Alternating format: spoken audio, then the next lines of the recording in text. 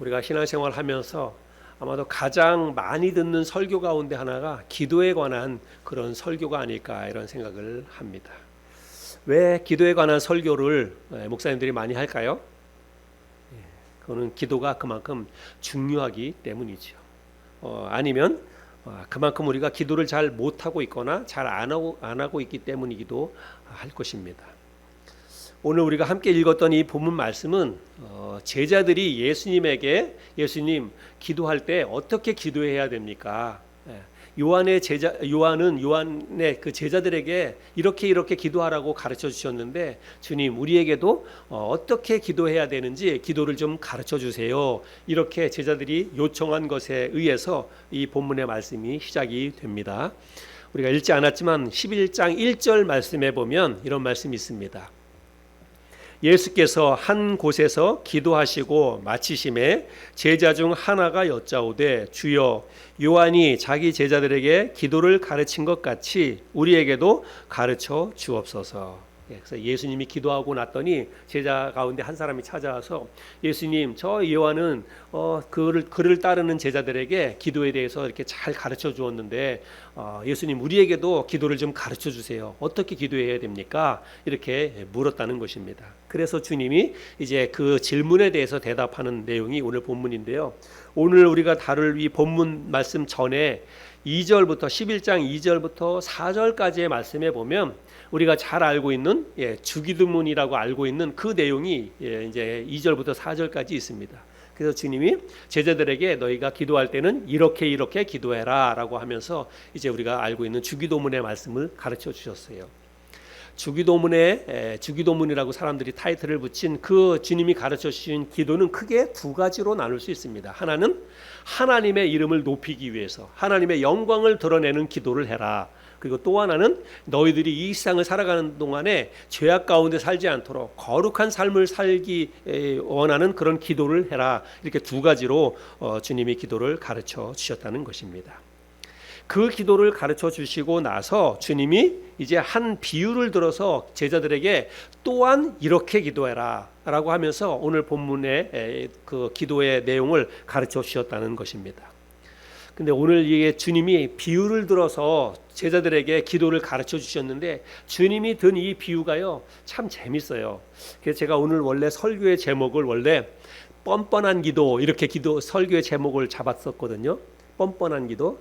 근데 이 뻔뻔한 기도라고 이 설교 제목을 잡으니까 이게 왠지 조금 뉘앙스가 조금 별로 우리가 기도가 뻔뻔한 기다 이게 조금 잘 안 맞는 것 같아요. 그래서 생각하다가 이 비유가 참 재밌다 이렇게 해가지고 그냥 제가 제목을 바꿔서 뻔뻔한 기도 이렇게 제목을 바꿨습니다. 오늘 설교를 다 듣고 나면 목사님이 설교 제목을 왜 이렇게 정했는지 이게 아마 여러분이 이해가 될 것입니다.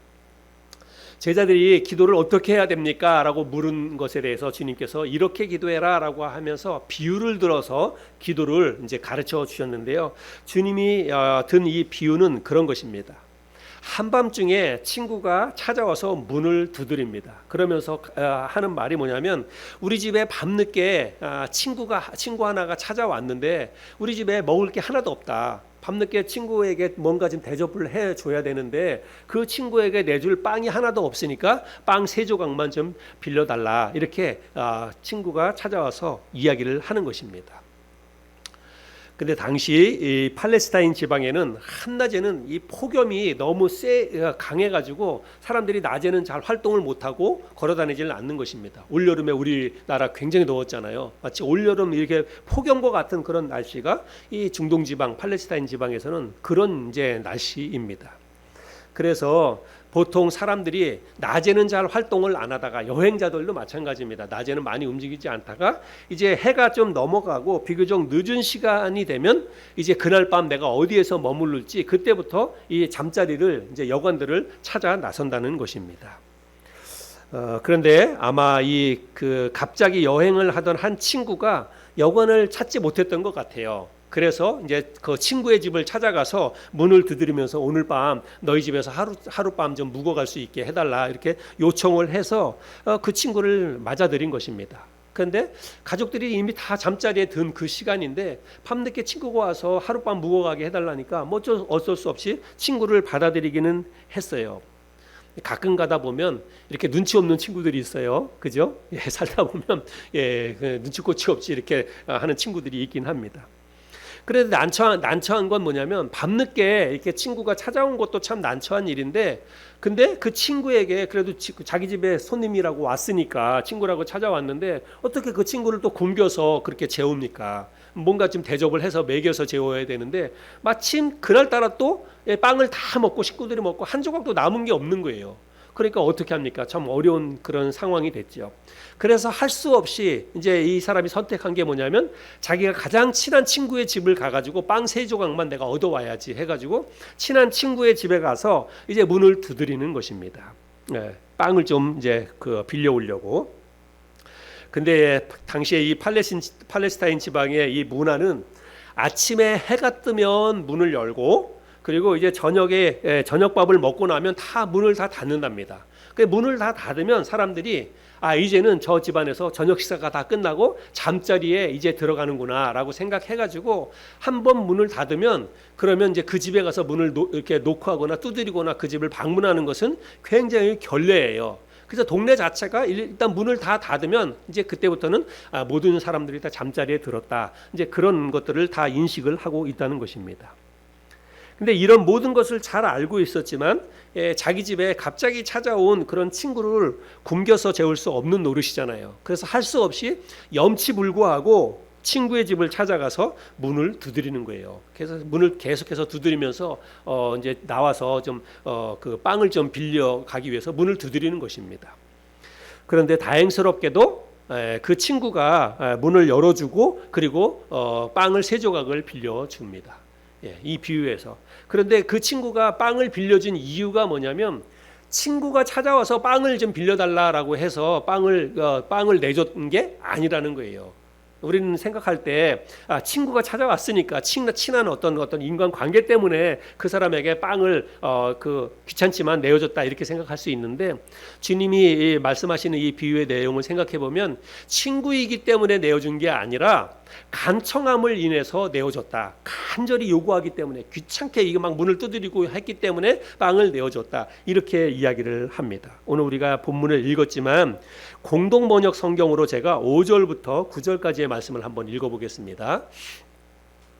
예수께서는 그들에게 또 이렇게 말씀하셨다. 너희 중 한 사람에게 어떤 친구가 있다고 하자.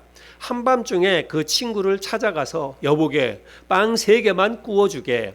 내 친구 하나가 먼 길을 가다가 우리 집에 들렀는데 내어놓을 곳이 있어야지 하고 사정을 한다면 그 친구는 안에서 귀찮게 굴지 말게 벌써 문을 닫아 걸고 아이들도 나도 다 잠자리에 들었으니 일어나서 줄 수가 없네 하고 거절할 것이다. 잘 들어라. 이렇게 우정만으로는 일어나서 빵을 내어주지 않겠지만 귀찮게 졸라대면 마침내는 이 자리에서 일어나 그의 청을 들어주지 않겠느냐. 그러므로 나는 말한다. 구하여라 받을 것이다. 찾아라 얻을 것이다. 문을 두드려라 열릴 것이다. 비유의 내용을 여러분 잘 이해하시겠죠? 우리가 읽는 성경 내용하고는 약간 이제 의미가 좀 다른 것을 알 수가 있습니다. 그래서 이 친구가 빵을 3조각을 빌려줬는데 그것은 친구 관계 때문에 내어준 게 아니라 귀찮게 졸라대기 때문에 간청했기 때문에 그 빵을 내어줬다라고 하는 것입니다.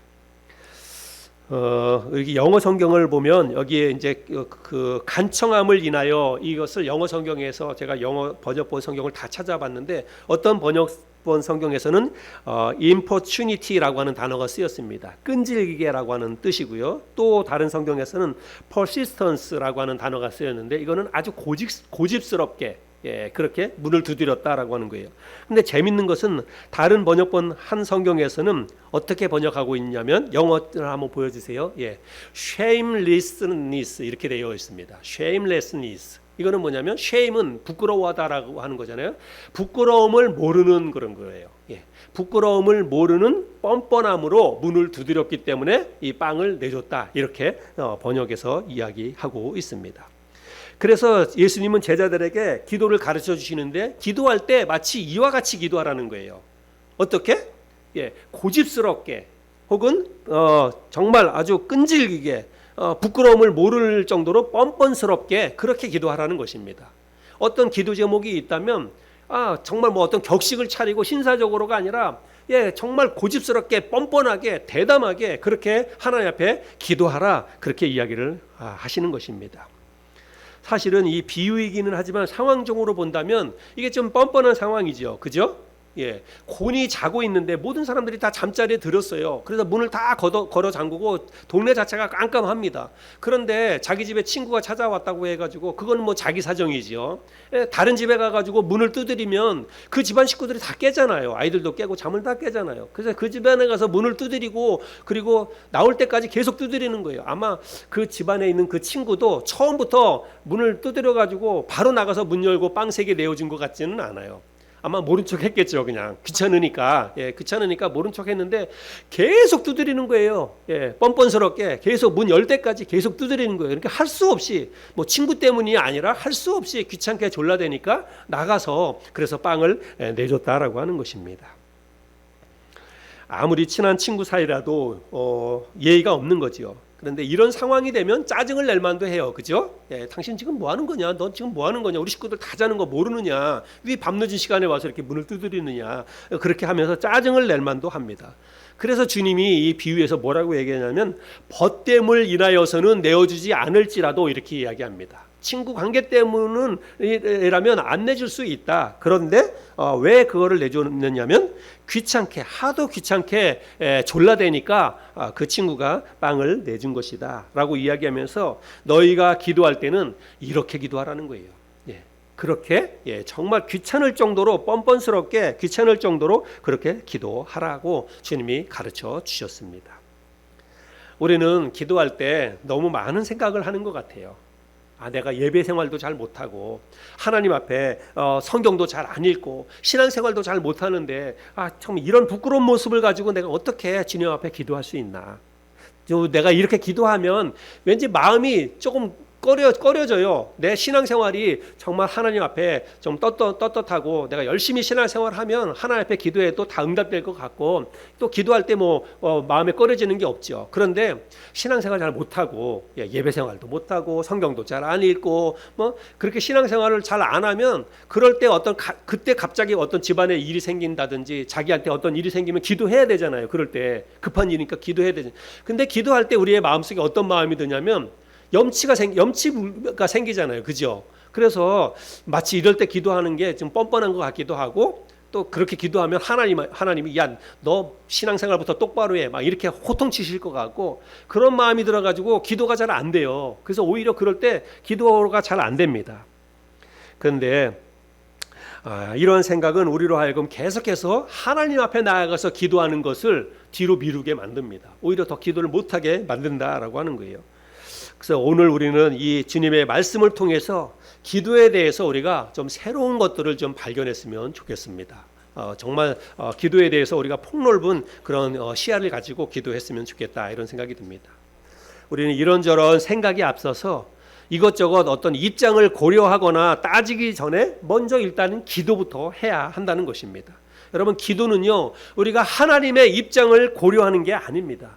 우리는 우리의 형편이 어떠하든지 간에 내 상황이 어떠하든지 간에 하나님 앞에 나가서 기도해야 돼요. 그러면 하나님께서 우리의 기도를 응답해 주신다고 하는 것입니다. 어떤 기도의 제목이 불순한 그런 의도가 아니라면 대담하게 끈덕지게 고집스럽게 뻔뻔스럽게 우리가 하나님 앞에 나가서 기도할 필요가 있다는 거예요. 오늘 주님이 그런 지금 말씀을 하고 계시잖아요. 언제까지 기도해야 됩니까? 하나님이 문을 열어주실 때까지 하나님이 문을 열고 우리에게 빵 3조각을 내어주실 때까지 우리가 끝까지 매달려서 끈질기게 그렇게 졸라대고 기도를 해야 한다는 것입니다. 주님은 오늘 이거 이제 비유로 말씀하셨는데 이 비유 속에서 또 한 가지 비유를 듭니다. 비유 속에서 비유를 또 두셨어요. 그 비유가 뭐냐면 11절부터 13절인데 한번 볼까요? 11절부터 13절. 너희 중에 아버지 된 자로서 누가 아들이 생선을 달라 하는데 생선 대신에 뱀을 주며 알을 달라 하는데 전갈을 주겠느냐? 너희가 악할지라도 좋은 것을 자식에게 줄 줄 알거든 하물며 너희 하늘 아버지께서 구하는 자에게 성령을 주시지 않겠느냐 하시니라. 여러분, 이 비유의 내용은 뭐 제가 설명하지 않아도 잘 알겠죠? 어떤 아버지가 그 자기 자식이 생선을 좀 달라고 하는데 그때 뱀을 내줄 그 부모가 어디 있습니까? 그렇죠? 알을 달라고 하는데 정갈을 내줄 그 부모가 어디 있어요? 자식이 설령 악하고 자식이 못된 자식이라 할지라도 그 자식에게는 모든 부모가 다 좋은 것을 주려고 하는 마음이 있다는 것입니다. 이 땅의 부모가 다 그렇지 않습니까? 자식이 어떤 망나니 짓을 하거나 못된 짓을 해도 그래도 내 자식이기 때문에 그 자식에게 좋은 것을 주고 싶은 마음이 다 있는 거예요. 모든 부모가 다 그렇습니다. 그런데 하물며 하늘에 계신 우리의 하늘 아버지께서 너희의 어떤 사정과 형편을 모르겠느냐, 그럼에도 불구하고 너희가 신실하지 못하고 또 믿음 생활 잘 못한다 할지라도 하늘 아버지도 너희에게 좋은 것을 주기를 원하신다. 그러니까 너희 형편 생각하지 말고 부끄럽게 여기지 말고 하나님 앞에 기도하라는 거예요. 그러면 하나님이 들어주신다라고 말씀을 하고 있습니다. 지지난주에 우리 점심시간에 우리 자매님, 한 자매님이 저한테 이렇게 질문했어요. 목사님, 나쁜 사람한테 벌을 내려달라고 기도해도 되나요? 이렇게 기도를 나한테 물어봤어요.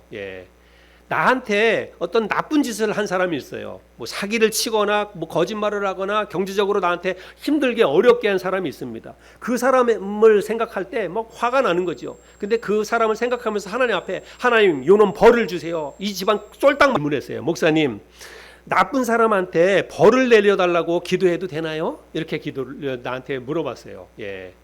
나한테 어떤 나쁜 짓을 한 사람이 있어요. 뭐 사기를 치거나 뭐 거짓말을 하거나 경제적으로 나한테 힘들게 어렵게 한 사람이 있습니다. 그 사람의 뭐 아주 심장을 뒤집어 놓는 그런 악한 사람이 있어요. 그런데 그 사람이 내가 어떤 그렇게 잘못한 거에 대해서 지적을 하거나 어떤 뭐 이렇게 상황을 해도 그 사람이 자기 잘못을 뉘우치지 않아요. 그리고 나한테 잘못했다고 이야기도 안 합니다. 오히려 더 뻔뻔스럽게 내가 뭐라고 얘기하면 적반하장식으로 막 배째라는 식으로 막 이렇게 나와요. 그러면 어떻게 합니까? 속에서 막 열불이 나잖아요. 때려 죽여도 막 시원치 않을 것 같은데 그 사람을 위해서 내가 지금 하나님 앞에 하나님이 이 사람 아주 그냥 뭐 어디 다리 몽둥이가 부러지든지 집안이 홀딱 망하게 하든지 하나님 좀 그렇게 해주세요. 여러분 그렇게 기도하는 게 맞을까요? 아니면 안 맞을까요? 그렇게 기도할 수도 있어요, 없어요? 네, 하고 싶죠. 그래서 이 자매님은 그렇게 한다는 거예요. 그렇게 기도하는데 기도하면서도 마음이 좀 꺼려지니까 목사님 내가 이렇게 계속 기도해도 되나요? 이제 그렇게 질문을 했습니다. 그래서 우리는 그리스도인이잖아요. 그래서 나한테 아무리 힘들게 하거나 뭐 그런다 하도 우리가 어쨌든지 기도해야 되잖아요. 그래서 그런 상황 속에서도 우리는 기도를 해야 합니다. 그래서 기도를 하죠. 근데 기도하는데 솔직히 그런 사람을 생각하면서 기도할 때 하나님 정말 그 사람 용서하게 해주세요. 그 사람도 나름대로 무슨 사정이 있고 형편이 있을 테니까 하나님 내가 좀 참겠습니다. 그 사람 용서해 주세요. 여러분 솔직히 그런 기도가 나와요, 안 나와요? 그런 기도가 안 나와요. 기도할 때 내 마음속에서 그냥 나도 모르는 사이에 그 사람에 대해서 원망하는 기도가 나오고 하나님이 공의로 이 사람을 지금 심판해 달라고 하는 그런 기도가 그냥 나도 모르는 사이에 그런 기도가 나오는 것입니다. 그래요. 우리는 이 악인에 대해서 나에게 잘못한 사람, 나에게 잘못했던 우리 가정에 어떤 피해를 입혔던 교회에 어떤 어려움을 끼쳤던 뭐 내 주위에 어떤 사회적으로 무리를 일으켰던 그런 사람에 대해서 우리가 하나님께 그 사람을 벌을 내려달라고 기도하는 게 과연 가능한가? 우리 그리스도인으로서 그렇게 하는 게 맞는 것인가? 이거를 우리가 한번 생각해 봐야 됩니다. 왜냐하면 우리가 아는 것처럼 하나님은 원수도 사랑하라 그랬잖아요. 그렇죠? 하나님은 우리에게 원수도 사랑하라라고 말씀하셨고 내 오른뺨을 치는 사람에게는 하나님이 우리 주님이 뭐라고 얘기하십니까? 왼뺨도 돌려대라 그렇게 얘기를 하셨어요. 그런데 원수도 사랑하고 내 오른뺨을 치는 사람, 원수 같은 사람에게 대해서 왼뺨도 돌려대라고 했는데 우리가 그 사람을 향해서 우리가 어떤 저주하는 기도를 하는 게 가능할까? 성경적으로 보면 이게 잘못하는 기도가 아닐까 이런 생각을 할 수가 있습니다. 그런데 제가 지난주에 밥 먹으면서 그 자매님이 질문을 그렇게 하길래 네, 그런 기도 할 수 있어요. 해도 돼요. 제가 그렇게 대답했어요. 네, 그런 기도 해도 된다고 그렇게 말씀을 드렸습니다. 제가 그렇게 그 말씀한 그 근거는 뭐냐면 성경에 보면 시편이 있는데 시편에 그런 기도가 많이 있습니다. 예. 그렇게 기도한, 특별히 다윗이 하나님 앞에 그렇게 기도한 내용들이 여러분 많이 시편에 기록되어져 있습니다. 제가 대표적인 시편 하나를 좀 알려드려 볼게요. 시편 109편을 한번 볼까요? 시편 109편이 다윗이 기록한 시인데요. 뭐라고 기도하는지 여러분 한번 들어보세요. 우리 자매님 한번 읽어주시기 바랍니다. 1절부터 13절까지입니다. 내가 찬양하는 하나님이여 잠잠하지 마옵소서. 그들이 악한 입과 거짓된 입을 열어 나를 치며 속이는 혀로 내게 말하며 또 미워하는 말로 나를 두르고 까닭없이 나를 공격하였음이니이다. 나는 사랑하나 그들은 도리어 나를 대적하니 나는 기도할 뿐이라. 그들이 악으로 나의 선을 갚으며 미워함으로 나의 사랑을 갚았사오니 악인이 그를 다스리게 하시며 사탄이 그의 오른쪽에 서게 하소서. 그가 심판을 받을 때에 죄인이 되어 나오게 하시며 그의 기도가 죄로 변하게 하시며 그의 연수를 짧게 하시며 그의 직분을 타인이 빼앗게 하시며 그의 자녀는 고아가 되고 그의 아내는 과부가 되며 그의 자녀들은 유리하며 구걸하고 그들의 황폐한 집을 떠나 빌어먹게 하소서. 고리대금 많은 자가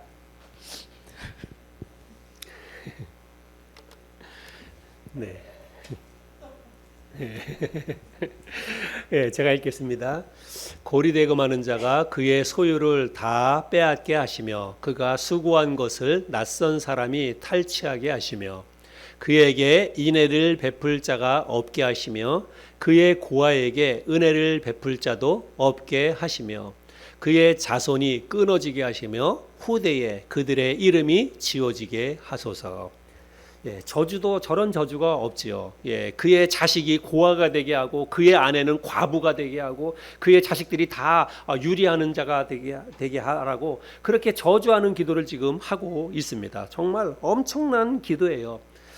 저도 이렇게 목회하면서 이런 어떤 성경 말씀을 읽고 할 때 정말 많이 좀 헷갈렸어요.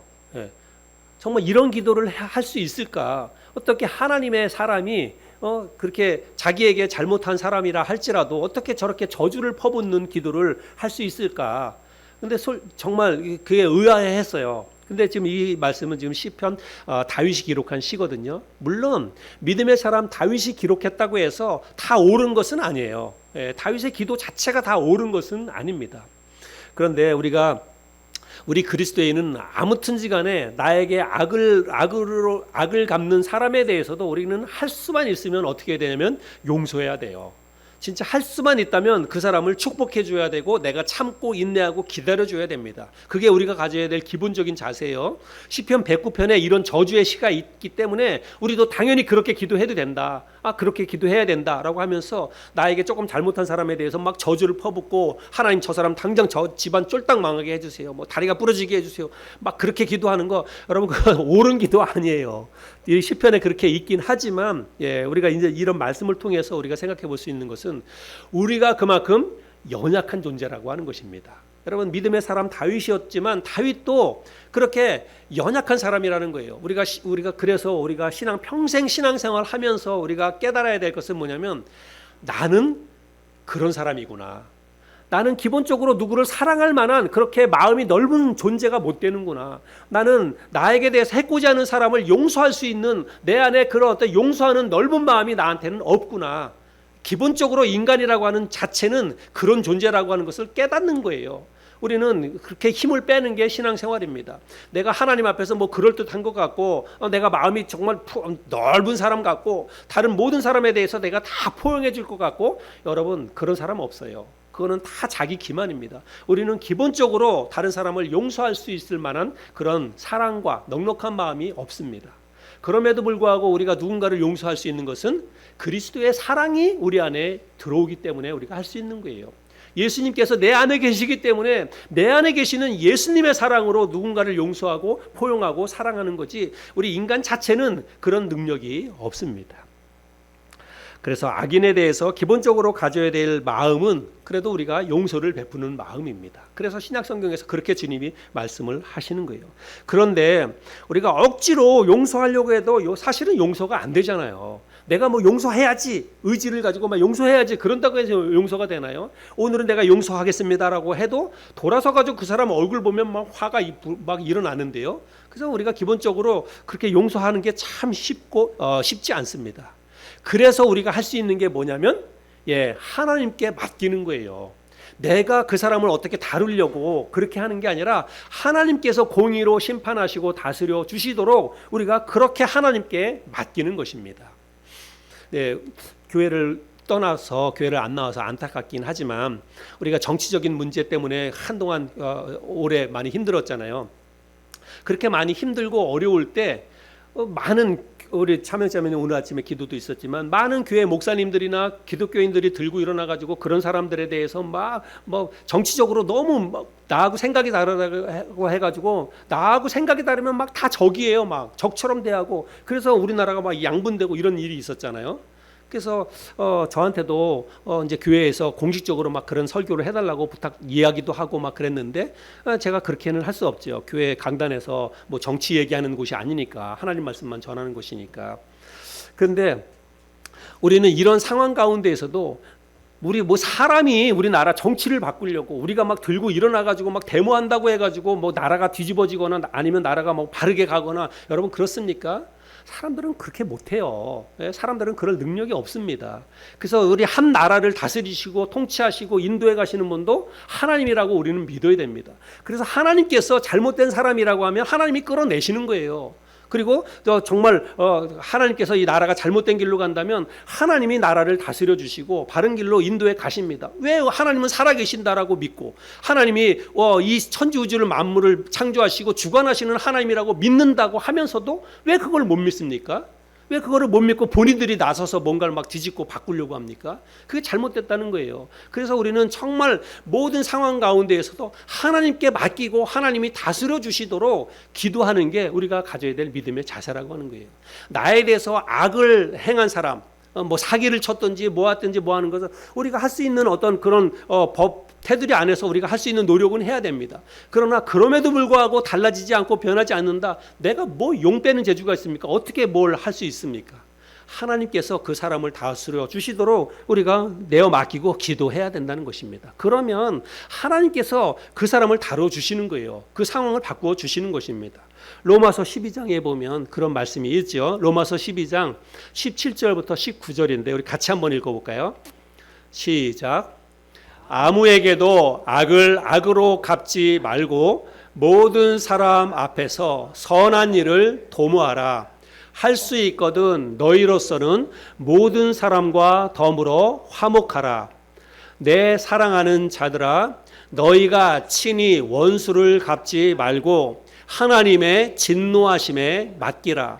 기록되었으되 원수 갚는 것이 내게 있으니 내가 갚으리라고 주께서 말씀하시니라. 원수 갚는 거 여러분 우리가 할 일이 아닙니다. 하나님께 맡기는 거예요. 하나님께서 다스려 주시도록 그렇게 맡기면 하나님이 알아서 그 사람을 해결해 주십니다. 뭐 그 사람의 목숨을 건져 가시든지 아니면 뭐 재산을 뺏어 가시든지 다 하나님이 알아서 해 주시는 거예요. 그래서 우리는 나에게 악을 대한 사람에 대해서도 하나님 앞에 그 사람을 맡기고 우리가 하나님께서 그 일을 행하시도록 우리가 맡기고 기도해야 한다는 것입니다. 오늘 이 말씀을 통해서 우리가 배울 수 있는 교훈이 뭡니까? 기도할 때 간절하게 해야 된다는 것입니다. 정말 아주 끝까지 매어 달려서 그렇게 간절한 마음으로 그렇게 기도해야 된다는 거예요. 여러분 우리가 어린 아이들 데리고 백화점에 가거나 아니면 마트에 가면 꼭 아이들하고 부모 엄마 아빠하고 싸움이 일어나요. 그죠? 가면 아이들이 장난감 코너를 그냥 지나갑니까? 떼를 쓰고 그걸 장난감을 사달라고 하잖아요. 그래서 어떤 아이는 아예 그냥 바닥에 누워요 막. 그죠? 바닥에 누워서 떼 쓰고 울고 난리가 납니다. 그러면 어떻게 해요? 엄마가 아빠가 어쩔 수 없이 하나 사주는 거잖아요. 예. 이 슈퍼마켓에 들어가도 제가 여기 슈퍼에 알바하다가 보면 엄마 아빠가 들어오면서 야, 먹고 싶은 거 골라봐 그래요. 엄마가 먹고 싶은 거 골라봐 그래요. 그래서 애가 가져오잖아요. 그러면 엄마가 뭐라 그런지 아세요? 그거 안 돼. 그거 안 된다는 거예요. 먹고 싶은 거 골라봐 그래놓고 그거 사가지고 오면요. 가지고 오면 그거 안 돼 그래요. 그러면 또 다른 거 막 가져오잖아요. 그거 안 돼 그래요. 정말 예. 근데 여러분, 근데 아이가 계속해서 그 졸라대잖아요. 자꾸 안 놓고 졸라대잖아요. 그러면 부모가 어쩔 수 없이 하나 사주는 거예요. 사탕이 됐든 장난감이 됐든지. 떼쓰고 졸으면 부모가 어쩔 수 없이 하나씩 사주는 것입니다. 우리 주님이 오늘 제자들에게 기도를 가르쳐 주시면서 그와 같이 기도하라고 가르쳐 주셨습니다. 예, 떼쓰고 졸르는 거예요. 그래서 정말 간절하게 정말 부끄러움을 모르고 그렇게 간절하게 하나님 앞에 매어 달려서 하나님 앞에 그렇게 간절히 기도하면 하나님께서 그렇게 간절히 부르짖어 기도하는 기도를 들어주신다는 것입니다. 5만 번, 일생 동안 5만 번 이상의 기도를 응답받았다라고 하는 조지 뮬러 목사님의 아주 유명한 그런 이야기들이 많이 있습니다. 그분은 평생 살아가면서 자기가 기도했던 것 가운데 기도 응답을 5만 번 이상 응답을 받았다라고 이야기합니다. 근데 이분은 이제 고아의 아버지라고 그렇게 불리기도 해요. 고아들을 돌보는 일을 그렇게 많이 하셨습니다. 근데 이 목사님 그 예화를 제가 간단하게 한 두 가지를 말씀을 드릴 텐데요. 그 보육원, 돌보는 보육원에 그 이제 그 증기 가마가 터져가지고 아이들이 추운 겨울에 벌벌벌 떨면서 그냥 그야말로 다 얼어 죽게 생긴 그런 상황이 생겼습니다. 그런데 새 것을 구입해서 그 보일러를 가르려고 하면 몇 주일이 걸리고 또 수리를 하려고 해도 한 5, 6일 이상이 걸려야 되는 거예요. 근데 추운 겨울에 아이들이 벌벌벌 떠는 거예요. 그래서 이 목사님이 하나님 앞에 기도하는데 뭐라 그러냐면 하나님 저 북쪽에서 불어오는 찬바람을 하나님 좀 걷어주시고 남쪽에서부터 좀 따뜻한 바람이 이 보일러를 다른 걸로 고칠 때까지 좀 며칠만이라도 좀 따뜻한 바람이 불어오게 해주세요. 그렇게 기도를 하는 거예요. 근데 그렇게 기도해도 바람의 방향이 바뀌지 않는 거예요. 계속해서 북쪽에서 찬바람이 불어오는 거예요. 그렇게 해서 하루 이틀 정도 지났는데 3일째까지도 이 목사님이 포기하지 않고 계속 매어 달려서 기도하는 것입니다. 아이들을 생각하면서 이 정말 추위에 떠는 불쌍한 아이들 생각하면서 하나님 앞에 매어 달려 기도했더니 3일째부터 해가지고 바람의 방향이 싹 바뀌어서 남쪽에서부터 따뜻한 바람이 불어오는 거예요. 마치 봄바람처럼. 그래서 따뜻한 바람이 불어와가지고 아이들이 그 추위로 인해서 아이들이 건강을 잃거나 상한 아이들이 하나도 없이 그 보일러를 고칠 때까지 따뜻한 바람 속에서 그렇게 지낼 수 있었다라고 이야기합니다. 이분이 쓴 일기 가운데 이제 그런 게 있는 거예요. 그 다음에 또 하루의 일기에는 이제 이렇게 되어 있습니다. 폭우가 쏟아지던 어느 날 아침 고아원에 먹을 게 하나도 없이 다 떨어졌답니다. 근데 아이들이 한 400명가량의 고아들이 있었는데 먹을 게 하나도 없는 거예요. 그날 아침에. 그래서 식탁에 앉아가지고 식사 기도를 하는데 당장 아무것도 없는 그 자리에 식탁을 앞에 놓고 아이들하고 앉아서 이 목사님이 기도를 하는 것입니다.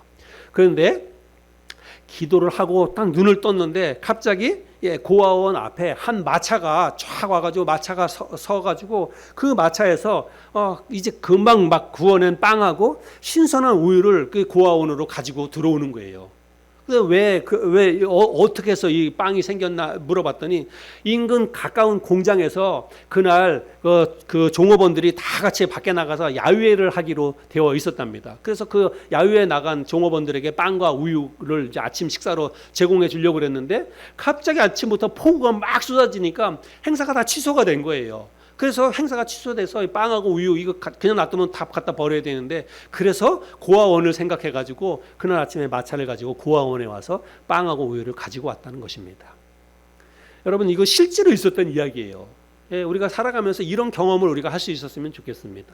하나님 앞에 우리가 간절한 마음으로 매어 달려서 기도하면 하나님께서 천군 천사를 통해서 특별한 방법으로 우리에게 이렇게 역사해 주시고 우리의 기도에 응답해 주신다는 사실입니다. 너희가 악할지라도 좋은 것을 자식에게 줄 줄 알거든 하물며 너희 하늘 아버지께서 너희 구하는 자에게 성령을 주시지 않겠느냐. 하물며 하늘 아버지께서 너희에게 구하는 것을 주시지 않겠느냐라고 말씀을 하십니다. 여러분 기도에는 1m 법칙이 있다고 합니다. 금광에서 일하는 광부들이 금광에서 금을 캐기 위해서 계속해서 땅을 땅을 파잖아요. 수십 미터 밑으로 들어가서 땅을 팝니다. 그래서 앞에 땅도 파고 바위도 부숴내고 하면서 금광을 캐요. 그래서 계속해서 몇 날 며칠을 가가지고 금을 캐기 위해서 노력을 하는데, 여러분 만약에 그 광부가 예를 들어서 10m를 파 들어갔어요. 10m를 파 들어갔는데도 금맥을 찾지 못했습니다. 그래서 이제 그만 안 되겠다. 여기는 없는가 보다. 포기하려고 하는데 우리는 모르죠. 예, 그 앞에 금이 있는지 없는지 우리는 모르죠. 근데 10m, 20m를 파고 들어갔는데도 불구하고 금맥을 찾지 못해서 포기하려고 하는 그 순간인데, 만약에 그 멈춰 있던 그곳에서 1m만 더 파고 들어간다면 그때부터 금맥이 나온다고 한다면, 근데 만약에 거기에서 멈췄다고 하면 그러면 이게 얼마나 억울한 일입니까? 그렇죠? 정말 1m만 더 파고 들어가면 그때부터 금맥이 쏟아져 나오는데 거기서 멈춘다고 한다면 여러분 이게 얼마나 억울한 일이겠어요. 단 1m만 더 파고 들어가면 금맥이 나온다. 여러분 그런 희망을 가지고 내가 지금 당장은 이루어지지 않는다 할지라도 1m만 더 파고 들어가면, 내가 1m만 더 전진해서 기도하면 하나님께서 이 기도를 반드시 응답해 주실 것이다 라고 하는 믿음을 가지고 우리가 하나님 앞에 기도해야 한다는 것입니다. 그런 마음으로 기도할 때 하나님께서 우리의 기도를 응답해 주실 줄로 믿습니다. 여러분에게 여러 가지 기도 제목이 있으리라고 생각합니다. 꼭 해결받고 싶은 그런 기도 제목이 있으리라고 생각합니다. 또 어떤 분들은 분하고 억울한 일로 인해서 하나님 앞에 또 안타까운 마음을 가지고 기도하는 분이 또 있을지 모르겠습니다. 오늘 주님이 우리에게 기도를 가르쳐 주셨어요. 이렇게 기도하라. 또 너희는 이렇게 기도하라 라고 하면서 고집스럽게 기도하라. 끈질기게 기도하라. 뻔뻔스럽게 담대하게 기도하라. 이렇게 우리에게 가르쳐 주셨습니다. 이 말씀 붙잡고 우리의 상황과 내 형편과 이런 거 생각하지 말고 정말 간절한 마음으로 어떠한 형편이든지 어떠한 문제든지 하나님 앞에 간절한 마음을 가지고 기도하면 하나님께서 저와 여러분의 기도 제목에 응답해 주시리라 믿습니다. 그런 마음으로 하나님 앞에 담대하게 기도할 수 있는 저와 여러분이 될 수 있기를 바랍니다.